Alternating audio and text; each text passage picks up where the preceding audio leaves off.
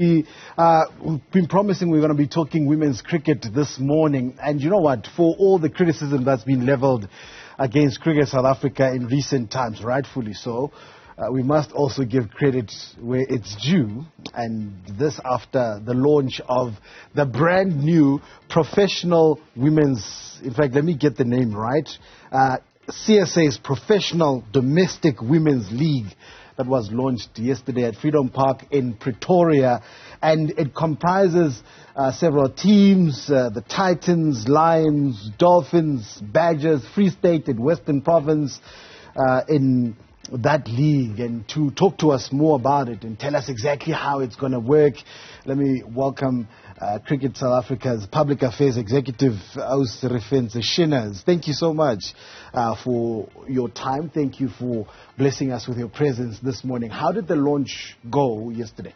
Good morning, Benjamin. The launch went extremely well. The news of the league, the new Women's Professional League, has been well received by stakeholders across the board. Yeah, I mean, it's a really, it's a breath of fresh air, because there's a whole lot that's been said about the lack of such innovations in South African sport, and we're not competing with the big leagues in the world, so to speak.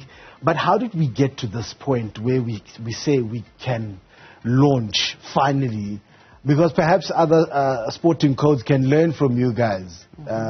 Goodness knows we need a whole lot more to support women in sport. How did we finally get to this point? This has been a long but very intentional and sustained journey that CSA embarked on. So we started by awarding our first professional contracts to women back in 2013. So we awarded the first 6 contracts then. And then that gradually increased up to today, where we have 15. But where there was really added effort was between 2018 and 2020, where we saw even the conditions which are afforded female athletes being improved to be the same as those that their male counterparts enjoy. So CSA has been very deliberate about women's cricket. And like I say, from 2013, when the first professional contracts were issued, up to now, it has been a very deliberate and sustained effort.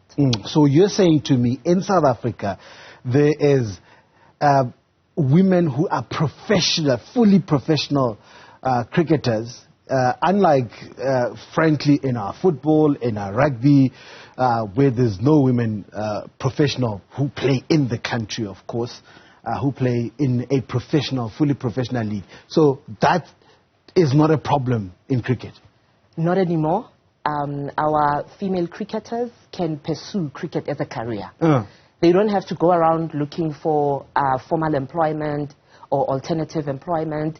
Their careers, their jobs are to play cricket. They get up in the morning to do this. That means, importantly also, Refentse, young children can look forward to having, to taking up cricket at school.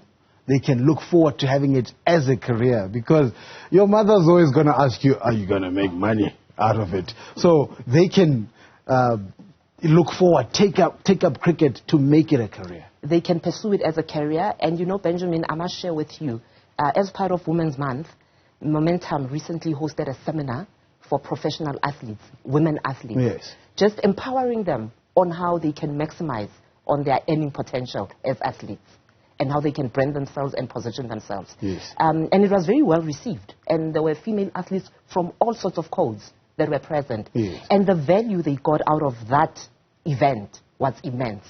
To say this is how they can treat themselves as a business, not only as an athlete, not only with a profile, but as a business, and make a living out of it. Because remember, an athlete's career span is very, very short. At 35, you're considered over the hill. Exactly. And people move on to the next best talent, you know. So at the time when you're hot and happening, you need to maximize on your earning potential and make sure that you sustain it, you're able to sustain it beyond your playing years. And that's what we want to do with our female cricketers. We want to make sure that they improve their lives, they improve their lives of those that surround them, and also that they make a name and money for themselves, because sport has become commercial. And everybody, it's not only the bosses that must benefit from the commercialization of sport. It has to be the talent, the athletes, because they are the cornerstone of it. And in a year like 2023, as Refentse, where women's sport in general has taken center stage with cricket. We started with the World Cup here at home, the T20 World Cup. The football ladies just came back from down under at the FIFA World Cup. There's also been the Netball World Cup. We've lamented all year long that the financial support is just not there. These ladies do not make a living, do not earn enough to support their lives, to get up and say, we're going to, get money from our skill and talent. How far are we from reaching a parity when it comes to the earnings for women as compared to their male counterparts? There's still a lot of work to be done, but it has to start somewhere, and it has begun. And with cricket, I mean, it's a global parity is a global conversation. Recently, the ICC made an announcement that going forward for all the World Cups, the prize money is going to be equal for both men and women. So that's a starting point.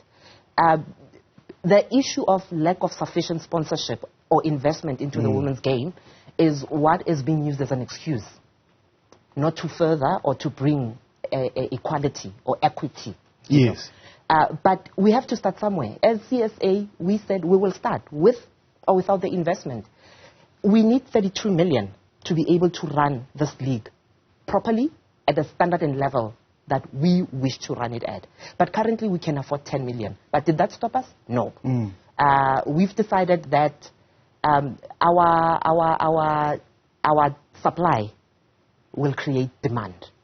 And that's so key for me, because we've heard from top officials and other codes that, look, we want to, but corporate South Africa also needs to come to the party. While that is true, you're saying that shouldn't stop the start.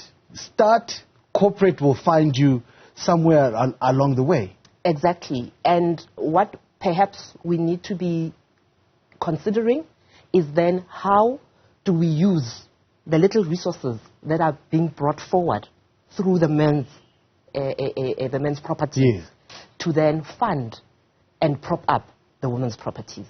And like I said, we need 32 million. We only have 10. And thanks to the Department of Arts, Sports and Culture, Sport, Arts and Culture for the 5 million investment that they made, because it really allowed us to get into the starting block and to gain momentum. So is it 5 million per year? I heard it's a 3-year commitment from... Yes, it's a 3-year funding at government. 5 million per year. Yes, so it's 15 million over 3 years. And how's that conversation been with the minister? Is there any potential for further investment, or are they saying, look, we're going to give you a boost for now, we'll go look into the coffers to see what else is there, or is this it?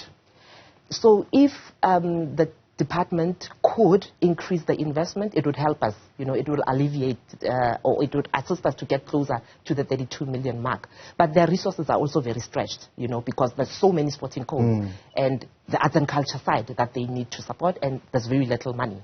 So we are very appreciative of what they've done thus far, and we will make do with what we have, and hopefully we can start attracting the right commercial partners to take us forward. I saw Minister Zizi Godwa did mention that there's a lot of money needed to run such a professional league and keep it afloat. And I thanked some of the sponsors who've come through for the women's game and said hopefully it encourages others to, follow through and come to sponsor the women's game, particularly cricket in the country. And how important was it for Cricket South Africa, though, to be able to compete with the likes of England, Australia, India, those are major players in the space of cricket. When you talk about the BCCI, you talk about a huge organization in world cricket. I say this because most times we expect our ladies to go to the World Cup and compete with players from those nations who come from a fully fledged professional league. Ours, not so much. But we expect the same results as those from the countries that I mentioned. How important was it to try and match how they prepare for such big tournaments? So what works for us, or the beauty for us as South Africa, is we have very rich cricketing talent. So we get to export a lot of our talent to those very leagues. So we have some of our Protea women playing for the Big Bash, playing for the 100, and yes. now playing for the recently launched Women's IPL. Yes. They feature prominently there. So they're able to bring back some learnings from those major leagues, you know. And hence, we cannot feel small because we don't have the same resources that they have and feel pity for ourselves. That's why we had to start. With or without resources, we're very intentional, we're very deliberate. We are going to do this and we're going to do it right. A very, very important factor there to try and get to the level of those who've been doing it before. So how does it work?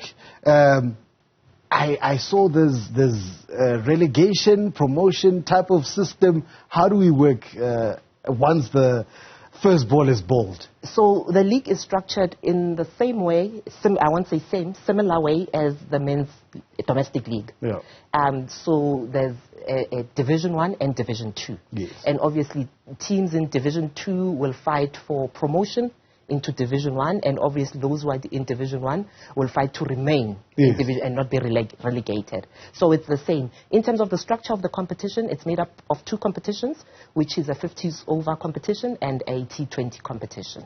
So that's how the league is structured. Important. They have the 50 over format, which is the ODIs, the ODI format, which is normally played at international level, called ODI, but it is the 50 over format, and the T20 format, which is the shortest form of the game.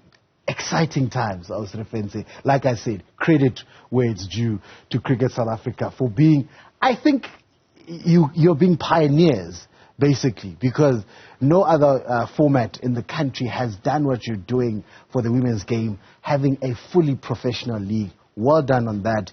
And as I said, for the criticism that's been dished out to Cricket South Africa, this deserves our hats off. Thank you. Thank you, Benjamin. All right, that's